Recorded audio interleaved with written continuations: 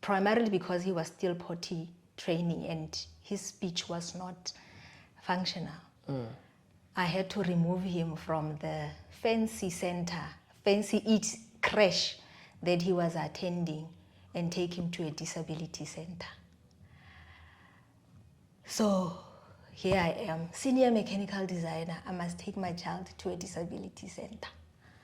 That acceptance that I'm part of this other community that I never worried about, that I was never aware that it was existing. Now I'm going to be part of it. And it took me a while to actually follow the recommendations, because the journey to acceptance is a very difficult one.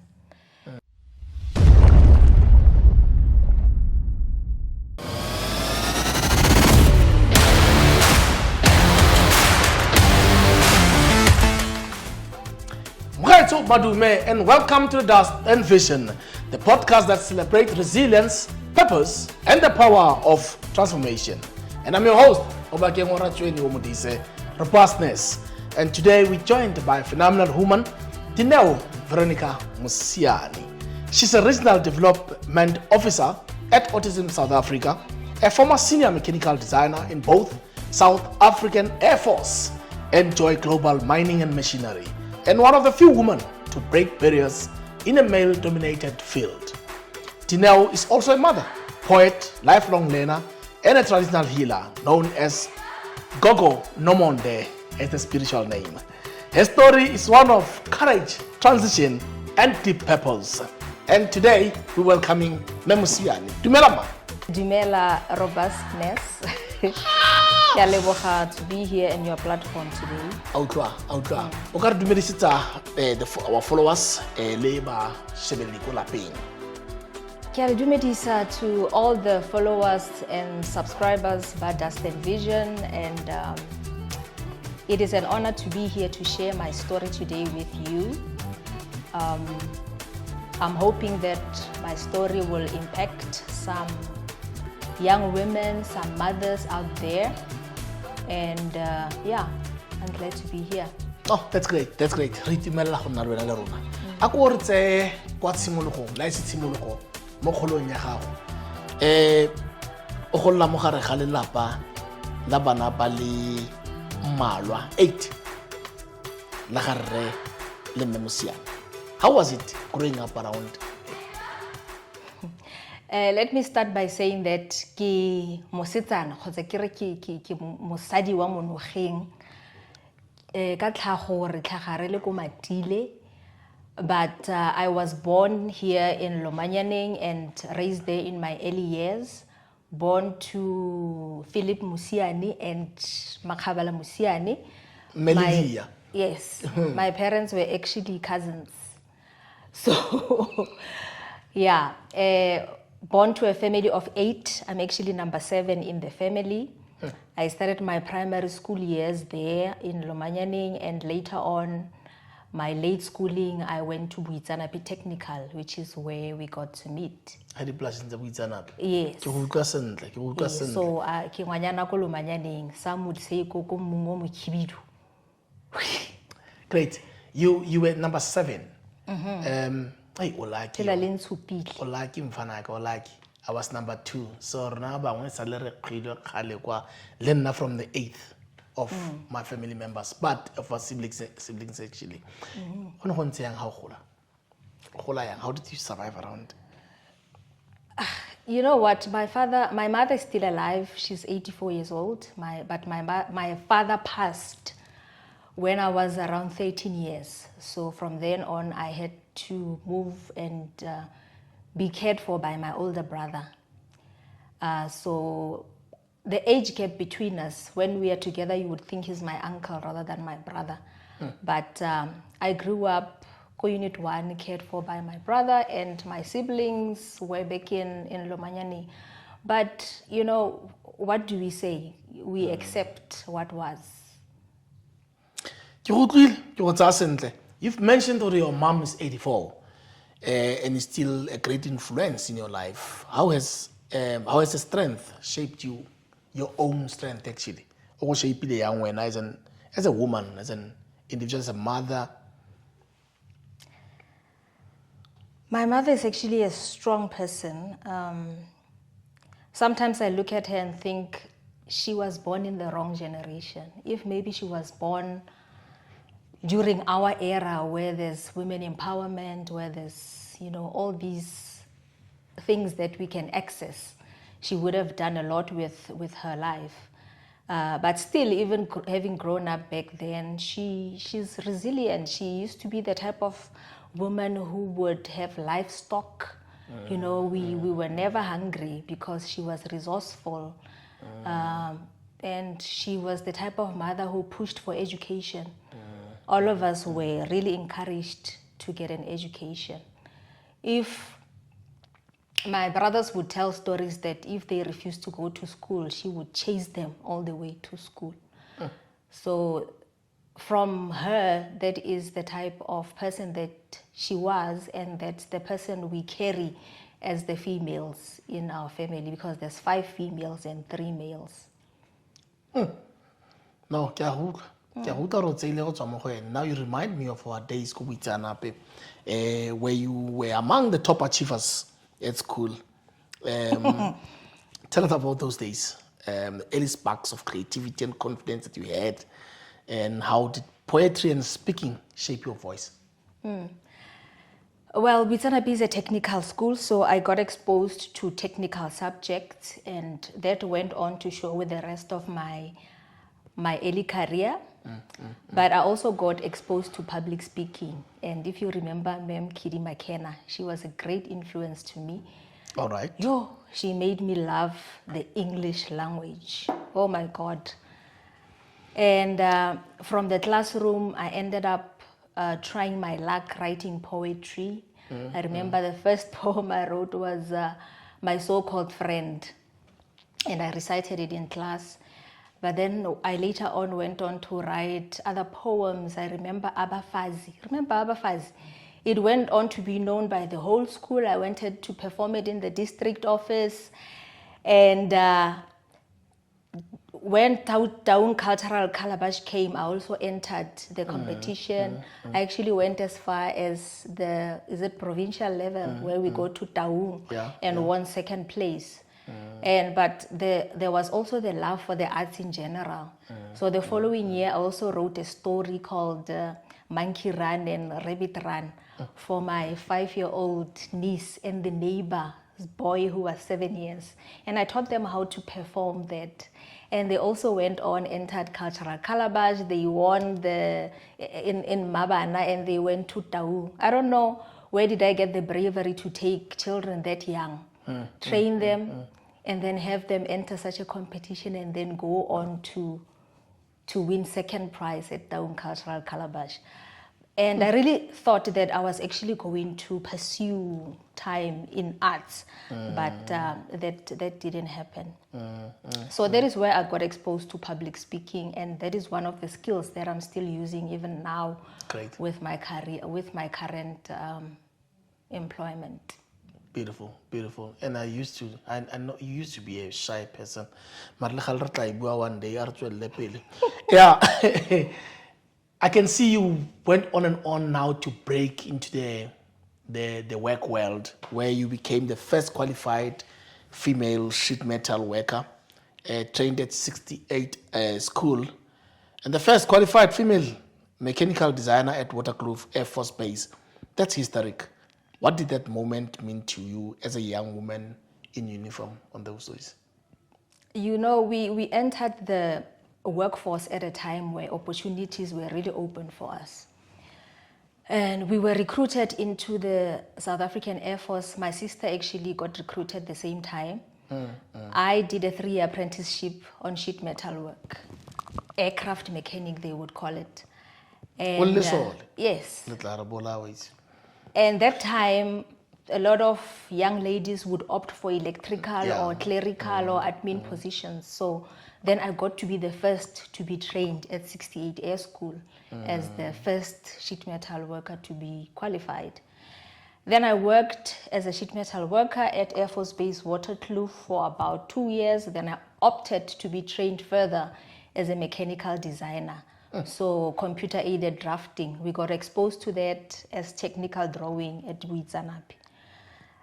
I was then trained as a CAD designer in the Air Force, and again, the first female to be qualified as a mechanical designer. So, of course, there was a lot of pressure on it because your male counterparts, there's always competition between the genders. And when you're the only one, you have to push even further so that you get on top. Some would assume that you are getting the results because, well, it's a favor. But when you really prove that I worked hard for this and nobody did me a favor to give me that result. So yes, I was the first, and then I worked in the South African Air Force, but when my contract expired after 7 years, I opted not to renew it. And I left there when I was a junior mechanical designer. And everybody was like, you remember employment is key, especially when you come from our background. It's like, where are you gonna go? But then I got employed by Joy Global Mining Machinery as a junior mechanical designer. Okay. I go tshegetse for in the Air Force, it is known for particular discipline and precision. How did those lessons prepare you for the world beyond engineering? I've always been, you would say shy, but I would say skellum.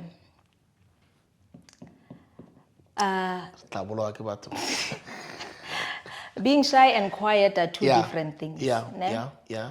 Because you would say I'm shy, but there I am on stage. I'm performing, I'm reciting poetry, I'm giving speeches. What is the definition of shy? So it was more like I was a skellum. So I would time myself. And when the opportunity arose for me to actually get up there, I would do it. And I also had an element of stubbornness.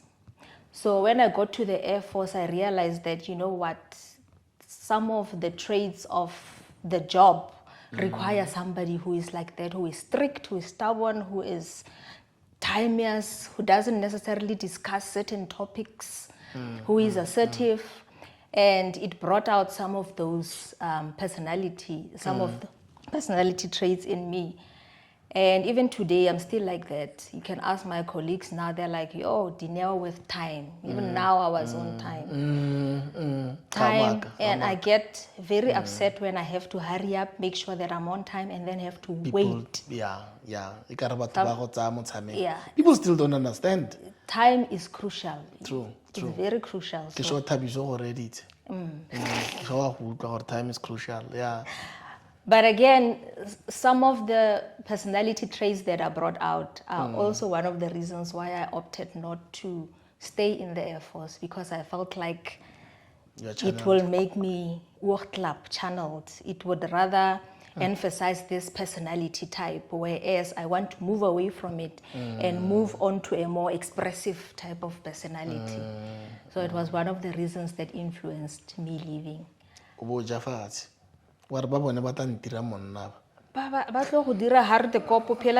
want to fight, you're always this aggressive person, True. And it's like you are in a world of your own. Everybody else kimalata, you are the chief, I didn't want that. I wanted to be one with the people. I hear you. Actually, I'm busy thinking, because there are some of the friends and people that I know that are in that level. Communicate like this every time. Every time. And with ranks in the Air Force, if you are an officer and an airman comes here, they must strike. Exactly. And, and they must keep their right hand free and, salute. So you go around with that personality even in civil society.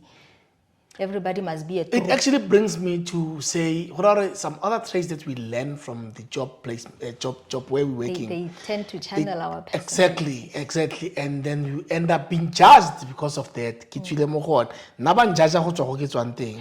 Mara go siame. Modimo teng. Re tse ka the global one. And then what's when la pele ge?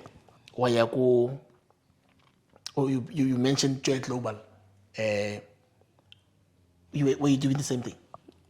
I started as a contract junior designer. Okay. And then over the 7 years, I progressed to become a senior mechanical designer. And it's called Joy Global Mining Machinery. It's actually a company that manufactures machinery that manufactures coal or works in underground coal mining. So your shuttle cars, your long wall systems. Tsa bo mosimane o tumisang tlhagiso. I don't know. Ke ne ke mmona nga le mo go Oh, tswang yes. yeah. So I was in the design office based in Alberton in Johannesburg. Okay. And I went on to become permanent. And over the years, I was one of 2 females in the department. It was not common as well. It was not a common trade for females. But I was a diligent worker. Now the traits that you spoke about from the Air Force, the diligent worker, always on time, keeping to my KPAs, making sure that everything is done. And somebody who has never been exposed to that type of world would just be relaxed, like I'll do it tomorrow. But that did show on my work, and I progressed up until a senior position, whereas some of my colleagues had been there for 15 years, 18 years, and it became problematic. Again, is she being progressed because a favor is being done, or she is really good at what she's doing? And I, as a senior, was also exposed to being trained as a supervisor. So by the time I left, I was ready to become the supervisor in our drawing office, which is like an office manager. And I was taken to our base office in Franklin to be trained. And my career was set that, I would be exposed to that international setting. Perhaps I would go and work in China in one of the good days, because I was in the engineering office. So we had bases in other countries where if you wish, you can be transferred to another office to go and work. So there was that opportunity. And now this brings me back to when you are the seventh child, Musupatsela, they would say. And people would always say, when you are number 7, you are blessed, you will get all these opportunities, things will just fall into place. So I was in this position now. I could become a supervisor. Number 7 is ringing in my head. Remember, I worked 7 years. And now I'm at 7 years at this job. And all these things are happening. I'm like, the theory is true. And this thing of going international also happened when I finished school. I had the opportunity of being interviewed by international world colleges. Oh, yeah. And if I had passed, I was gonna go train in maybe China, Korea, Argentina, wherever I wanted to go to college. But then I failed one area there. So I was like, okay, so it follows you. I'm lucky it actually follows you. So I was at that point in my life where I thought, I've kind of reached the peak of my career. And then life threw me a curveball. All right. You read it. So I was staying in Alberton in Johannesburg. And as I was saying, I was a very dedicated and diligent worker. Worked 10 hours, sometimes long overtime, pushing paper. You know, I'm scared of scarcity. So I was like, while I'm here in Joburg, ching, ching, ching, I must make money. And I had a lady helping me at home. This was around 2014. I had a child who's 3.5 now. At home, who's full-time with the helper. And, you know, if the time came when he was attending crash, so when I get off at 4 o'clock, I would go home and go to the crash and take him home, stay at 30 minutes and then go back to work. I will work until 8 o'clock, 9 o'clock at night, and then come back home. That was my routine. I mean, right here, I'm pushing my career. I want things to happen. I don't want all the work that I had put in to be just to go in vain. I wanted to be that Dineo Mosiane working in Franklin. The one at high school. Or working Very in China. strict. Very strict. Bona atla sekolong ha tswa o nyeletse. Ye motho o kae o bana. Ne ke sa jole. Le go even go high school. Hey. Go itse nna. Hey. So I was at that point in my career and I was sure, but I did not have work-life balance, work-home balance rather. I was most of the time at work, focused, but I felt like I was not giving enough time to the people at home, and particularly my son. He was born in 2011, and there was nothing happening, nothing showing that there could be challenges in the future. And I was seeing certain signs at home, but remember, I was focused on my career. Not that I was neglectful, but my mind did not really pay attention to what I was seeing at home. And when it was around 3.5, that's when I really woke up to the fact that there's something happening here.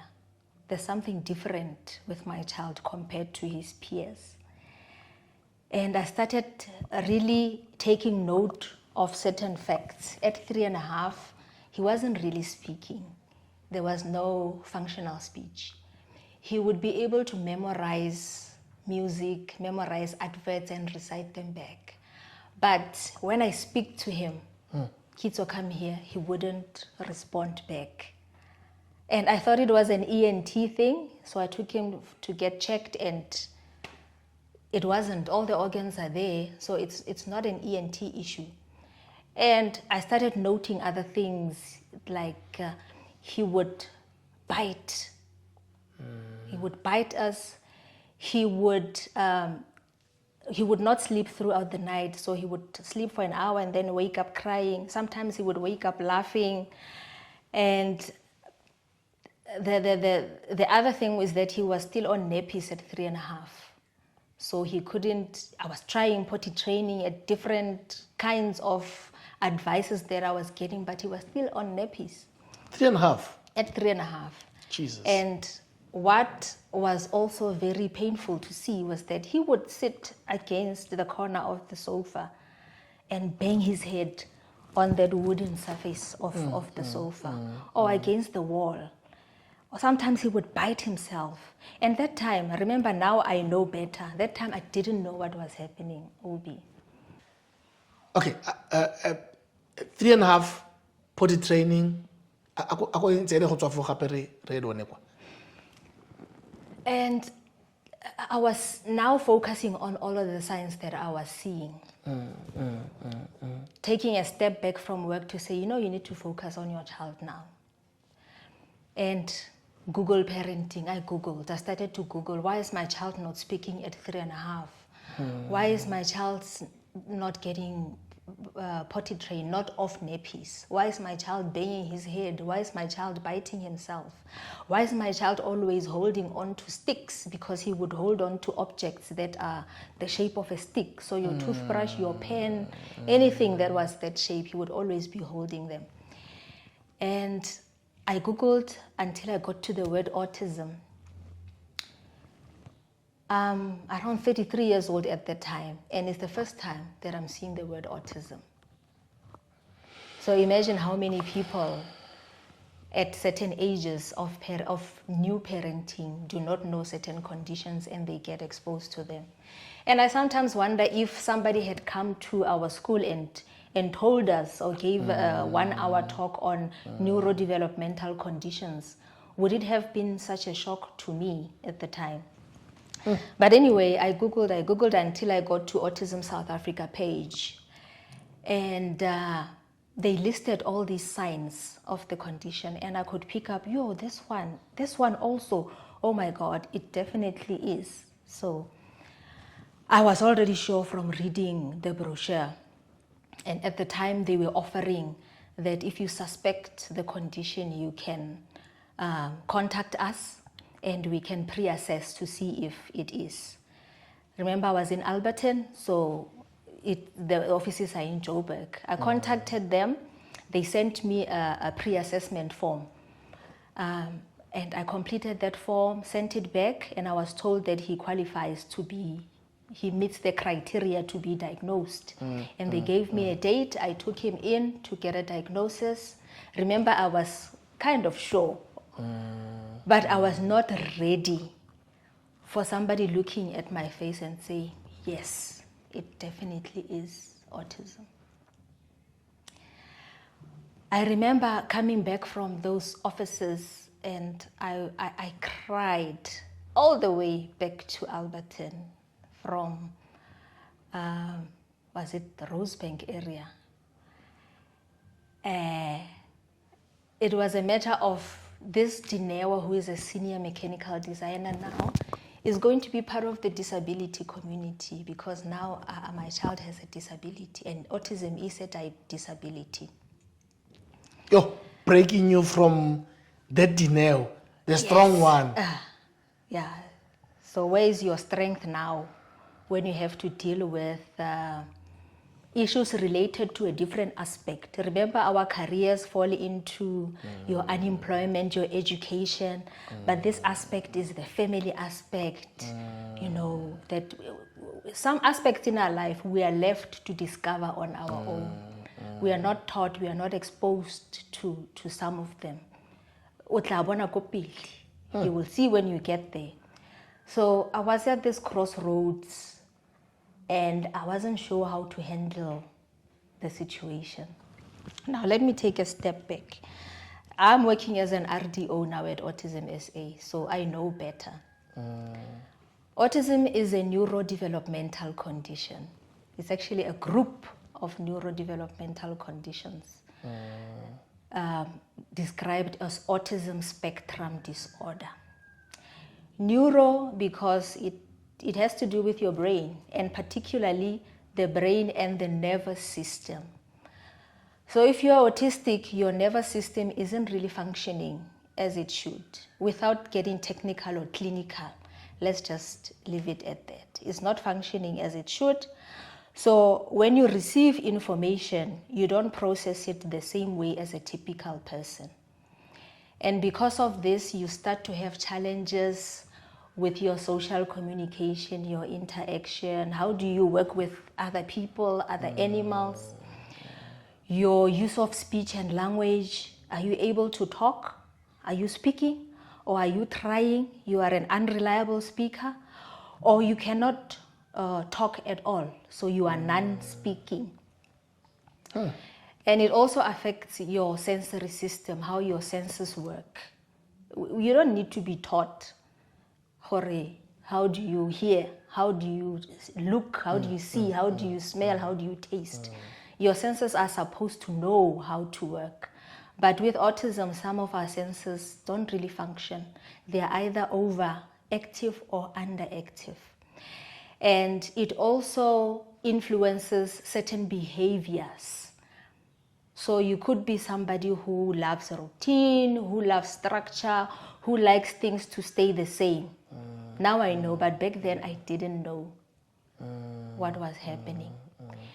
And when the child is born, like my son, there are no physical markers.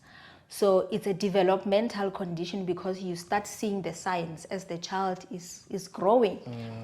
Which is why when you go to communities, we encourage parents to focus on their child's development. If you don't know where the information is, your Road to Health card gives you information that at 6 months, at 12 months, they're supposed to be developing like this cognitively, physical, language, etc. So you need to be looking at that developmental milestones. And when you go and get a diagnosis like I did, some people would be concerned that they just sat with me for an hour and they told me it's autism. They didn't do any tests or anything. Yes, it can be diagnosed without a blood test, MRIs, CAT scans being done. And in my case, those were not done because it was just autism, just the condition. And I was told that he's at low support level to moderate. And they sent me a report detailing all of this, plus the recommendations. And as difficult as it was now, I was at a space where I needed to make some changes for the sake of my child. And I had to basically choose between my career and dedicating more time to this boy. And the recommendations were that primarily because he was still potty training and his speech was not functional. I had to remove him from the fancy center, fancy eat crash that he was attending and take him to a disability center. So here I am, senior mechanical designer. I must take my child to a disability center. That acceptance that I'm part of this other community that I never worried about, that I was never aware that it was existing. Now I'm going to be part of it. And it took me a while to actually follow the recommendations, because the journey to acceptance is a very difficult one. And I also see it with the parents that I come across now with my work, that, and it differs with each and every one of us, this journey to acceptance. And sometimes you go through it, you think you have accepted, something happens, you are triggered, you go back. You know, it keeps going back and forth. One psychologist said that this journey of accepting a disability is like they equate it to accepting grief or to dealing with grief. In that at first you are in denial.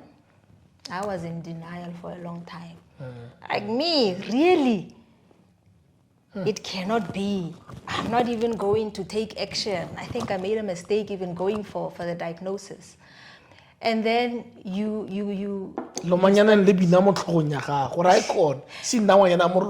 start to get angry now. You're angry at the world, you're angry at your past, you're angry at your family, you're angry at work. Is it something that I did? Everything doesn't make sense. Then you start to bargain with God, or how, my God, it doesn't look like the disability is that much. So I'm going to sleep. When I wake up, God, do your thing. In the middle of the night, those two wires, just connect them. And then when I wake up, this child is going to be typical. And that nothing happens. Or you'll say, I will pray every day, I will go to church, I will do this, so that if you can just take this away. And that doesn't work. And then you fall into a depression. And that was the worst moment.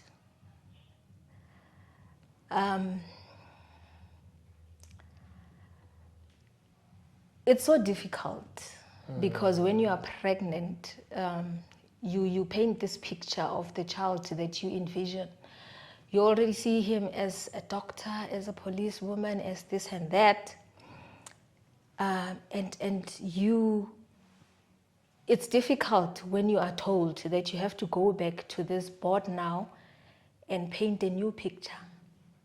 That time, I didn't know what the disability meant. Is it doom that he's never going to be able to do anything? Or what? I didn't realize that there was still intelligence in this boy. That was the moment that I was at my lowest. It's like a dark pit. And if you don't have anybody to pull you out of it, it can last you a very long time. So it got me to think about, am I going to move in this direction still and keep my child being looked after by the helper?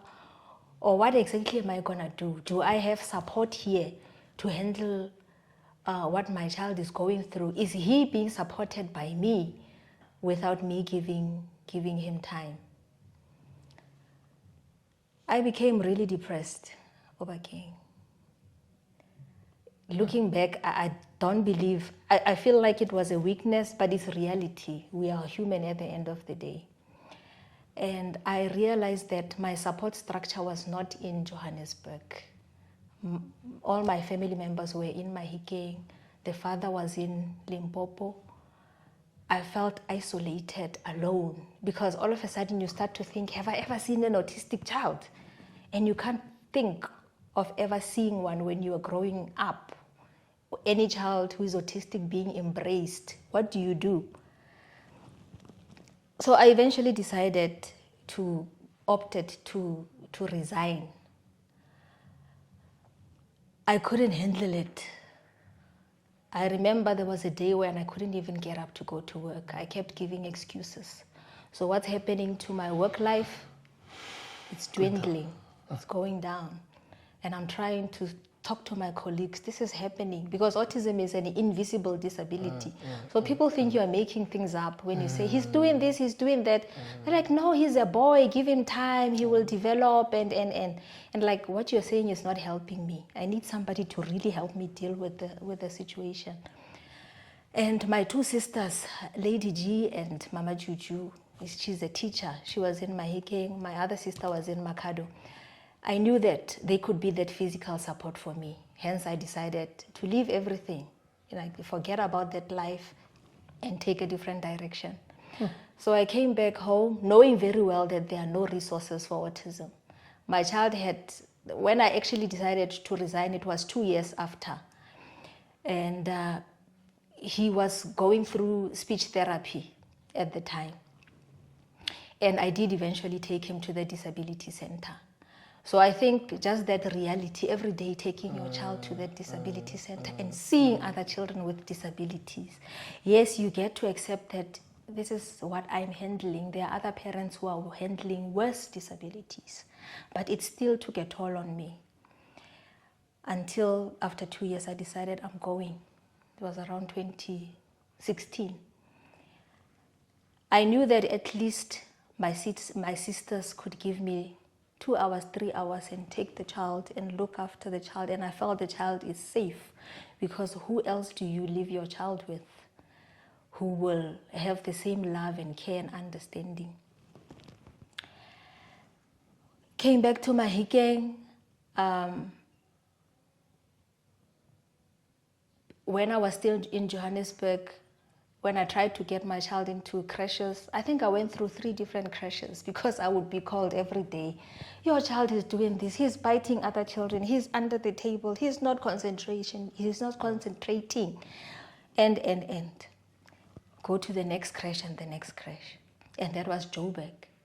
So back in Mahikeng, the child is around 5 years.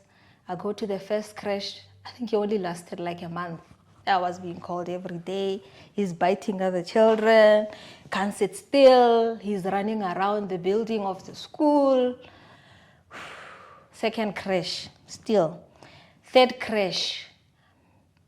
I think after 3 months, I thought, okay, no, they are handling it. After 3 months, I got a call and I was like, oh, this is it. Start looking for another option already. But when I got there, they were very understanding. This is what most parents need. We just need somebody who is understanding, who is willing to learn and becomes part of the child's community. The class teacher was like, you know what? Your child is a child like any other. He's different, yes. He's got challenges, but I will work with him. The fact that he's always holding sticks and taking other learners' pencils, I can do something else. We can increase the number of pencils in the classroom so that he will always have enough and the other children will have. And the fact that he's always walking around, I'll make him my prefect. I'll let him walk around and ask him to just get this and this for me. Give him time to go jump at the back. If he feels like crawling, you know, I'll turn it into a game. And I'm like, wow, this is what we really need, that support in the ECD, in the school. And that educator did that for me, and he managed to finish his grade R. But at the end, I felt like he's not ready for big school because he was still having meltdowns. A meltdown is when the person is reacting to the environment. Remember, his senses are not working well and he cannot communicate his needs very well. So when he's in there and there's too much noise or too much light or too much smells that he cannot handle, he would react. It's not controlled. But you, that untrained eye, when you see it, you think the child is having a tantrum. And it's not. It's a reaction to the environment. They cannot control it as well. So he used to have these meltdowns, and for his particular case, it was because of sensory issues. But I didn't understand then. I didn't understand how to help him. And I knew that he wasn't ready for big school because now it's uniform, it's large number of learners, time, it's classes, bells, it's structure. So back then I had the option of leaving him for grade. He was doing RR, so I could leave him for grade R at crash, and I did that. He only went to grade 1 after finishing the following year. And when he got to grade 1, I registered him at a private school in Mahikeng. And private there means about 30 learners in a class. It's not as private as you would think, 15 learners in a classroom. And I knew that wasn't going to work because he needed attention. He needed an educator who would give him special attention. He lasted for about 6 months. And at the time, I was out of options because where else do I go? And a lot of parents find themselves in this position. There are no autism-specific schools in the Northwest anywhere. Our Department of Education is still learning and trying to understand the condition and how to support these learners.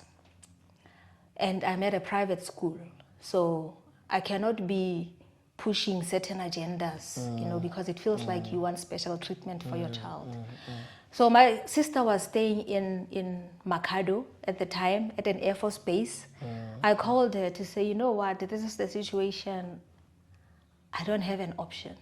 The other option would be homeschooling, but I don't think I'm equipped to do that.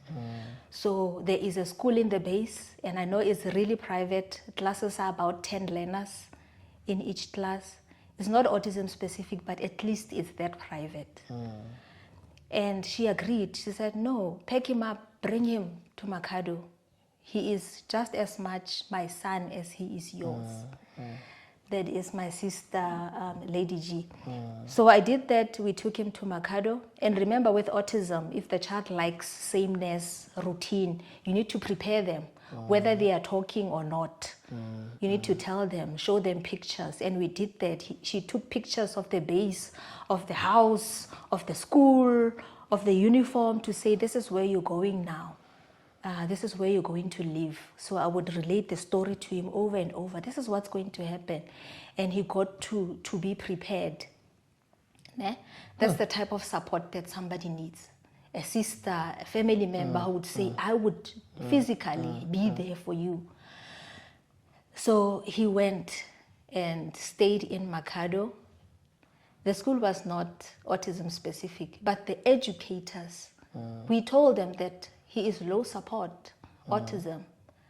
And they were like, no, we will find a way to work with him.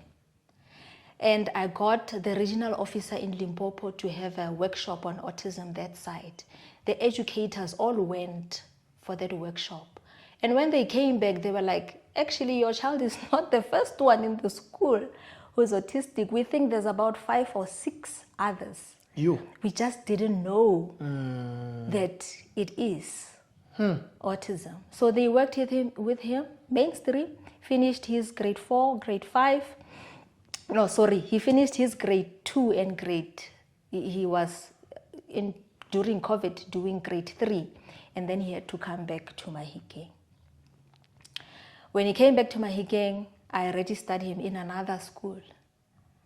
And by that time, his meltdowns were subsided because he had managed to regulate his body better. He understood how to handle his senses, how to get himself out of, the environment that is too stimulating. So he could handle himself better. But still, I was being called at the school. He's not doing this, he's doing that. And it was really frustrating. Because all we are told is that you grow up, you get a job, you get a partner, you get married, you have a child. When the child gets a certain age, he goes to school, finishes school, and then you do 1, 2, 3. The in-between, we are not told that you're not going to fall into the population where things are just going to run smooth. You will have to be an advocate because you are a parent of a child with a disability. You become an advocate. You're always fighting for your child's rights. Things that people are not worried about knowing. The Schools Act, the Children's Act, what policies apply in the school, you must know because you need to be fighting for your child's right. They have a right to education, says the Bill of Rights. And so he finished just 1 year there, and I was at loggerheads again. I was like, my sister is an educator, my other sister in Makado, he can't come back. What do we do now? I was toying at the idea of homeschooling, but it was quite expensive. And my sister, who was teaching in mainstream, Mama Juju, she said, Dineo, let's throw him in the deep end and let's just see what happens. Take him to mainstream. Take him to a government school. I will mix the crowd. Let's see what happens because we know the condition, we know 1, 2, 3, but when they say when you've met one autistic person, you've met one. They present differently, although the areas of challenges, of difficulties are the same, but they present differently. We didn't know how he would handle the situation. So we did that. We enrolled him at a public mainstream school. And when you fill in the admission forms, they ask what is the disability or what is the barrier. Then I wrote low support autism, and nobody asked me anything. I was like, okay, let's give it a go. School.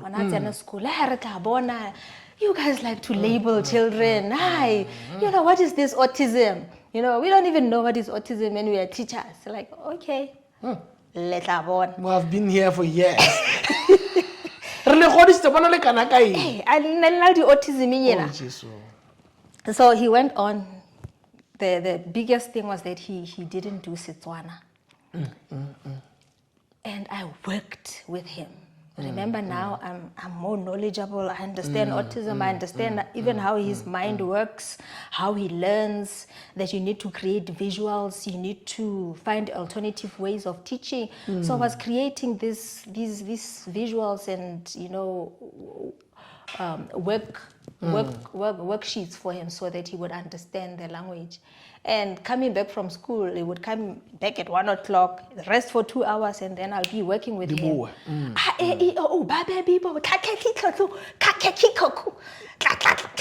Back to primary school.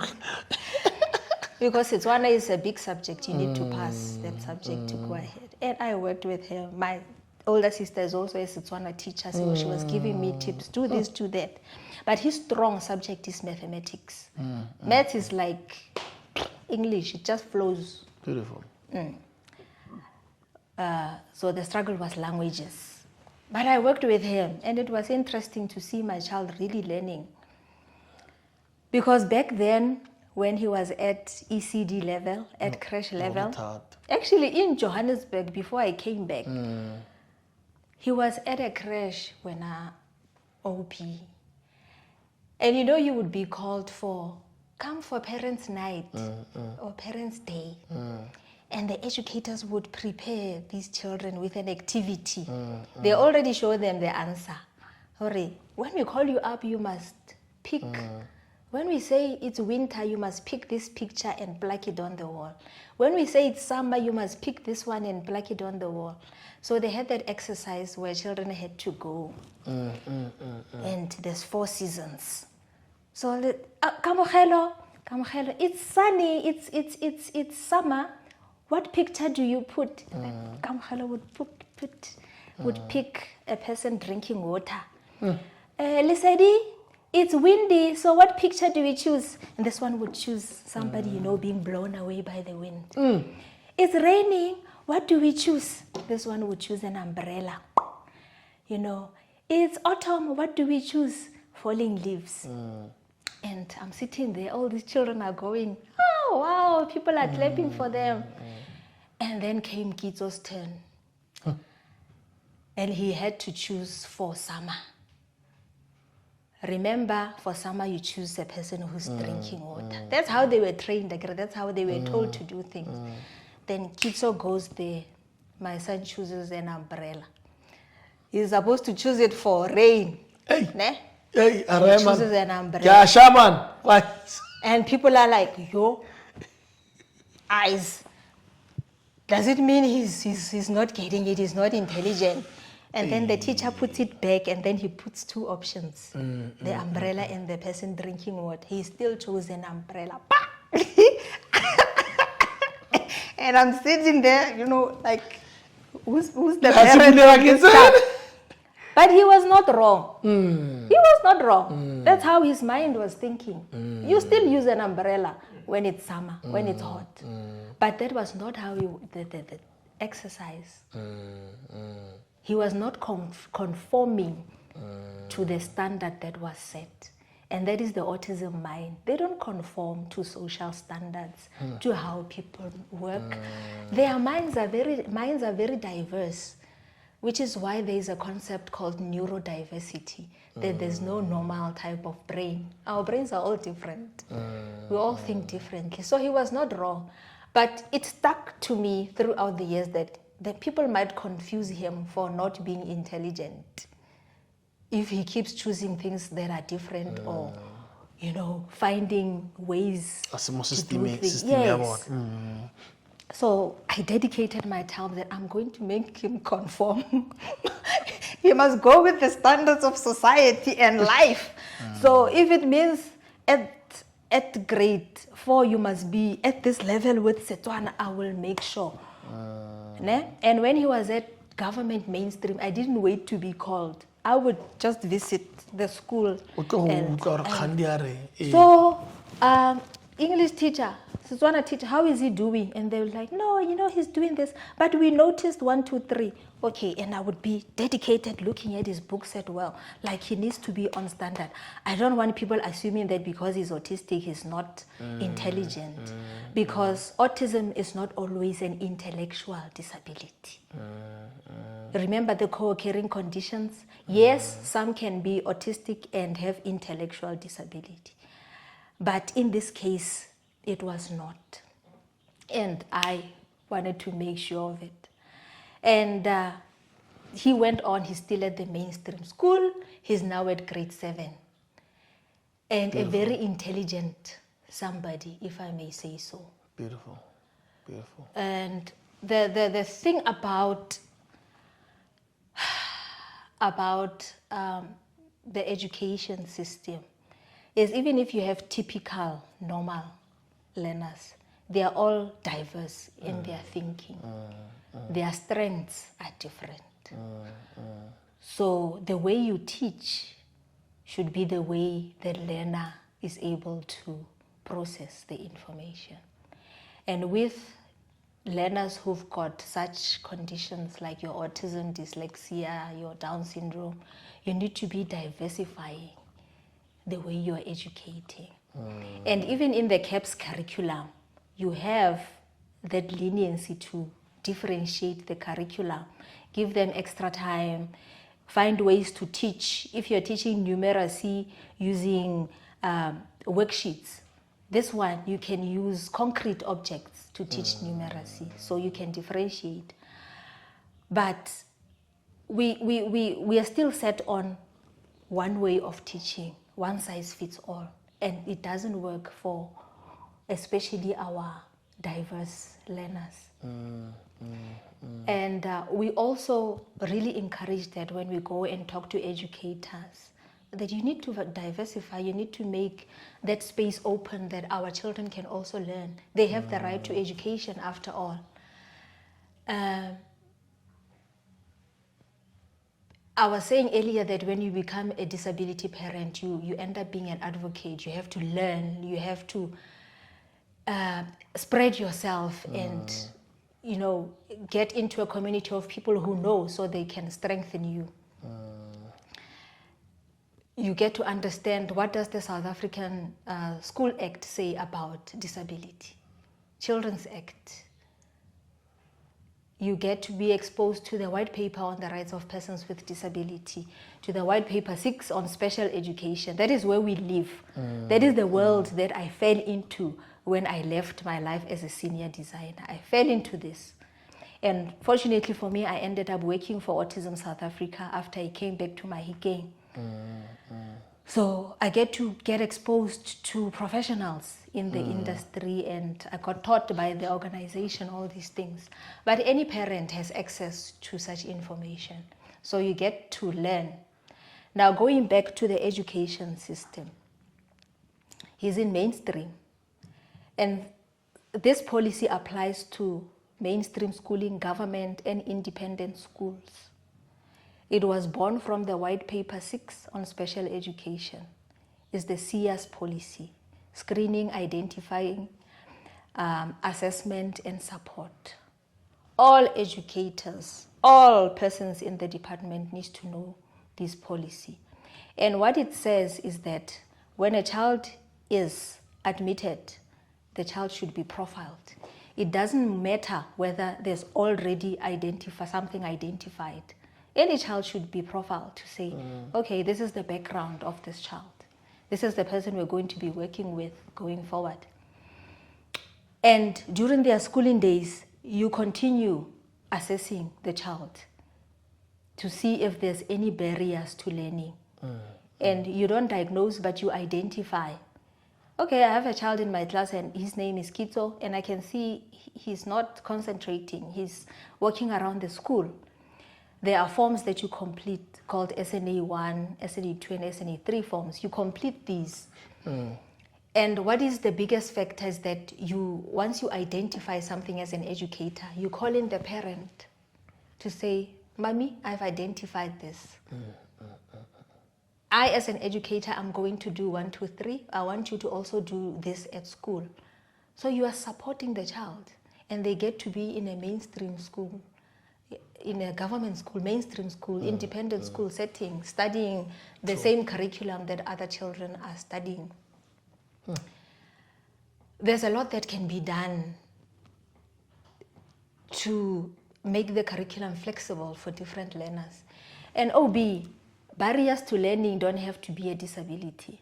You can have a child who's now at grade 7, and they can start having a barrier to learning now, because they can be walking back from school and then they witness somebody being killed in front of them. That creates trauma. So they have post-traumatic stress, and they start having trouble learning and concentrating in class. So the SIAS policy says that must be identified and noted down. You get called. Your child is crying all the time, he's sleeping, what is happening? Then you can say, no, she witnessed this and that. Oh, it could be post-traumatic stress. Why don't you take the child for counseling? Then you do that. And the SIAS policy says then you support the child in the school, you find accommodations, you find concessions.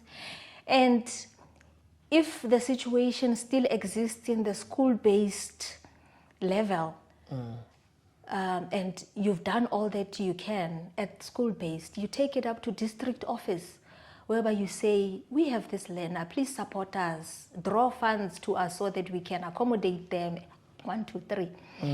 And that happens when I OP. Children who are autistic, some, especially who are low support and are speaking, they can stay in a schooling system. I forgot to say that Kitso took 2 years of speech therapy, and we came back to Mahikeng and he continued. I also had strategies to develop his speech. So by the time he was 7, he was speaking.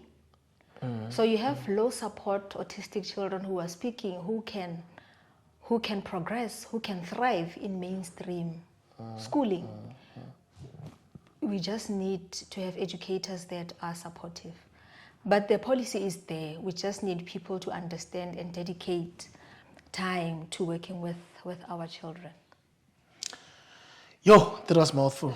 That was educating. That was it's deep actually, because when you're speaking like this, how many kids are there out there actually from our age, by they even left school, but I dom kopo or ngwana itlhobogale ne ka education I feel like no, I mean because I remember there's so many guys who left the school because but no one cared to understand what was bothering them and all of that. Hey, yeah, no, or gogile ra leboga or tseile a re siele ka go engwe ka go no monde. The calling and the healing alongside your professional journey. You've embraced the spiritual calling, training as Mamusability, and later as traditional healer. How did you know it was time to answer for your spiritual call? I've always had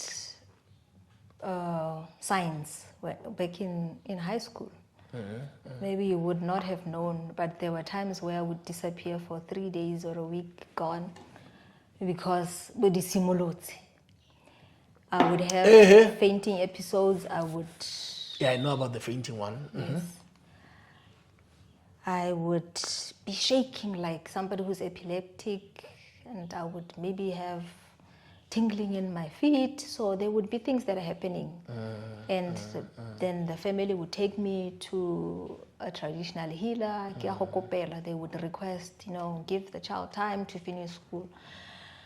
So there's always been something, but it was delayed.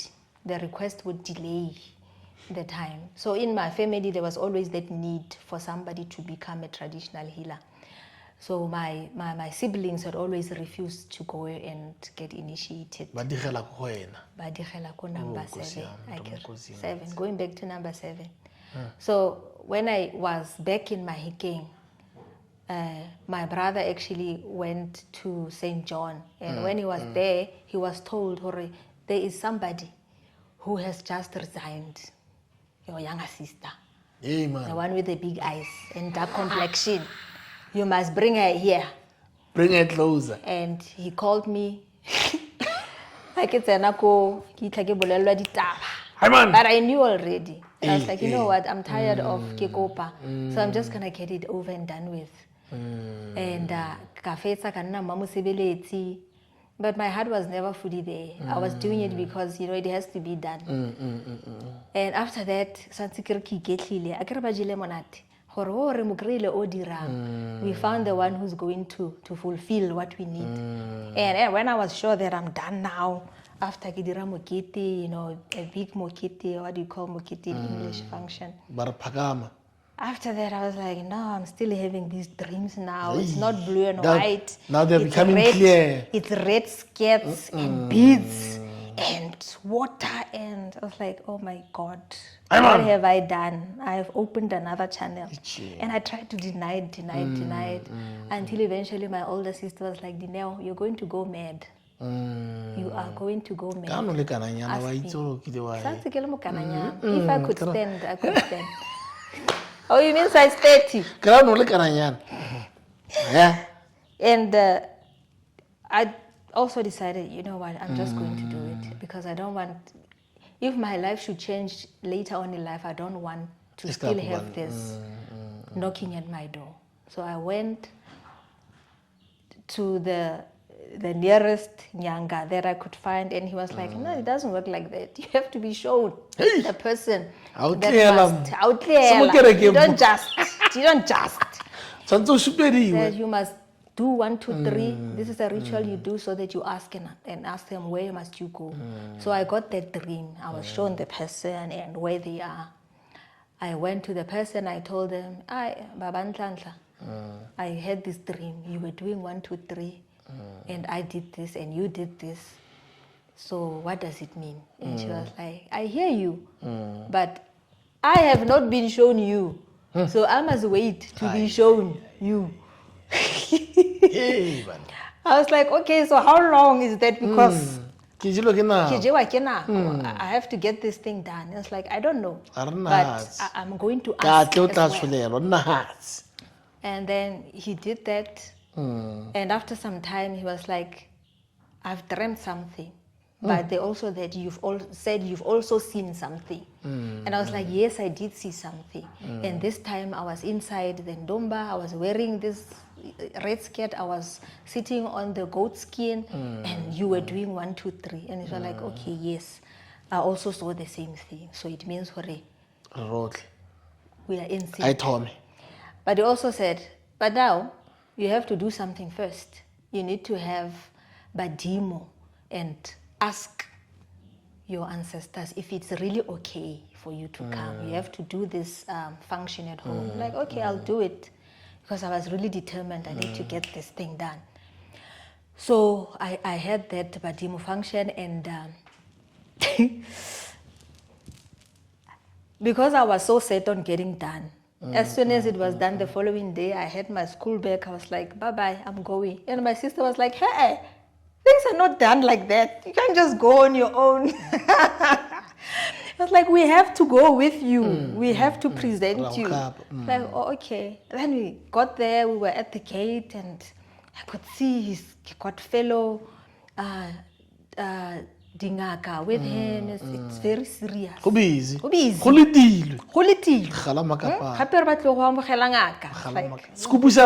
are taking this so seriously, guys. I'm just answering a calling from my ancestors. It's not that I really want to do all of this. I'm a very English person, you know. I'm actually a senior designer, and I'm a regional development officer for Autism SA. Guys, this life is not for me. But then I went in. I had to wait for them to come to the gate, and they opened the gate, and my family was with me. We had to kneel and present the gift. And as soon as I started walking, I was like, where do we go? Badimo ba ko ba dripa. Ba ro fitlile o tla ka maga. Ke tla ka maga. O tsena hela o ka ro tsena. Tsena hela o boso wena o itse. Ruto. And there I was on the ground. And the other dingaka had to run now and get mpepo and like, yo, badimo ba fitlile, and they were chanting these songs and then they carried me to the ntomba. Matlala hedile. Matlala sekgowa gone. And now there's a ritual that they must do now to call out Idlozi so that they can give me my name. And you're the one who must give the name. They are busy singing there, they're chanting, there's things that they're doing without revealing the procedure. And Idlozi must speak out of you. And that's when I got the name Gogo Nomonde. And because I was employed, I was like, guys, I can't be here full time. Are you serious? And they were like, no, we have the option, you can come during weekends, but it's going to take you a very long time because there's a lot that you must learn. You must learn bones, you must learn herbs, you must learn the tradition, the culture, you must learn the impande, where the training, where we originate from. You must learn all of that. I was like, okay, it's fine. And every Friday to Sunday, I had to come, dress in the gear, and become Gogo Nomonde. It took about 1 year. No weekends for you. No weekends for me. Took about 1 year, 6 months that I was doing all of that. And again, I had to separate. You know, like I separated my work life, work home. I had to separate now. People at work were like, why are you always wearing a red toque or a yellow toque or a white toque? Like, no, don't worry about it. Because mixing subjects can be very, very difficult. You have to explain, and I'm working with people who are not black. So you have to explain the history of why is this happening, and people have their own perceptions, and I don't really want to get into that because I thought that I was just going there to fulfill and finish. Now it's taking so long, and even at work I need to show that I respect my ancestors. You know, there must be an indication. You're not there alone, you're there with your ancestors. They're standing with you. The entourage. Yes. Cabinet. You must show pride that we are your ancestors, you know. But I did complete my training, another huge mokete, and I embrace the traditional healing side as much as I can. I'm not the type that is supposed to sit every day and customers come. It's unique. It's got its unique ways. When you are called to become a traditional healer, you are shown how you're going to operate. And I have my particular way of operating. You don't just come. I would be shown. Sometimes I would have a dream. I would see a person and I will call them in the morning and say, I saw 1, 2, 3, 4, 5, 6, 7 about you. And they would be shocked. How?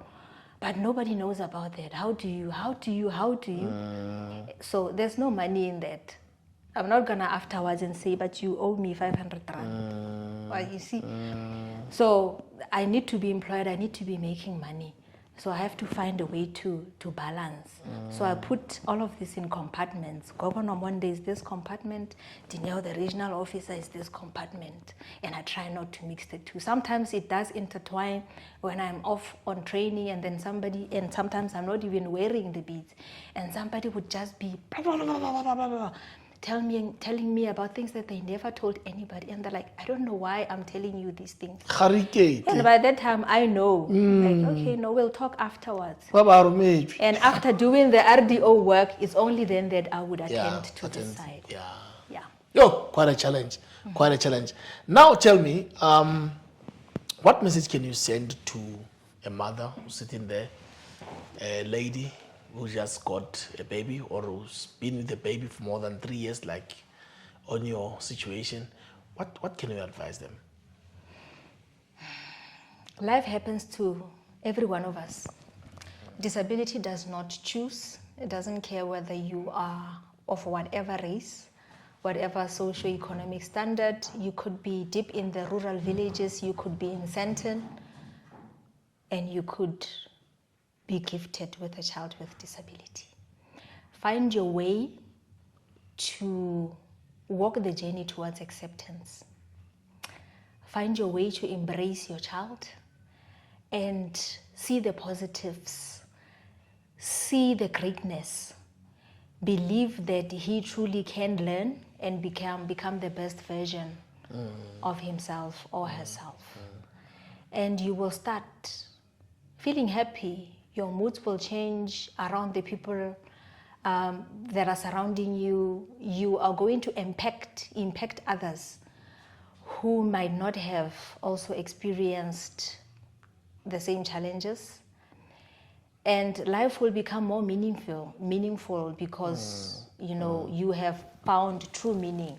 I believe myself ending up working for Autism SA is like coming full circle, because they are the people that assisted me from the beginning, and now I'm working in the organization and I'm exposed to parents who are like me, who didn't know, and I get to give them this information and help them walk the journey. So there is definitely a light. Yo, yeah, no, ra leboga man.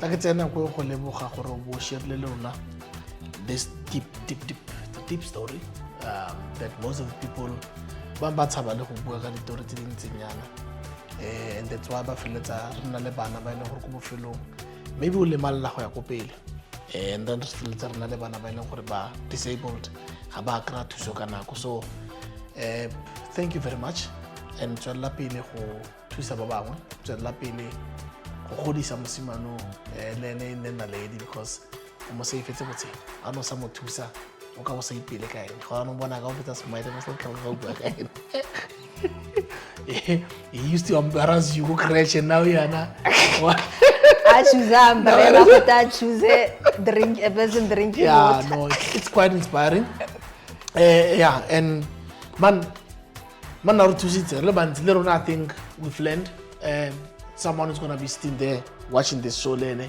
they will learn and yeah I think South Africa will be better with that so re lebogile your story was incredible it brings strength transformation and grace to us ka gore ya lo kere ke lebogile mma Mosiane.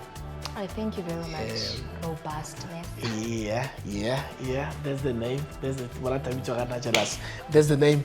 Bona, guys, thank you very much for joining us today.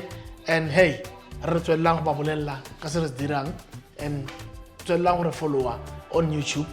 Re gole re ne batona ka gore ya lo kere e lebogile. And till next time, robustness. Thank you very much.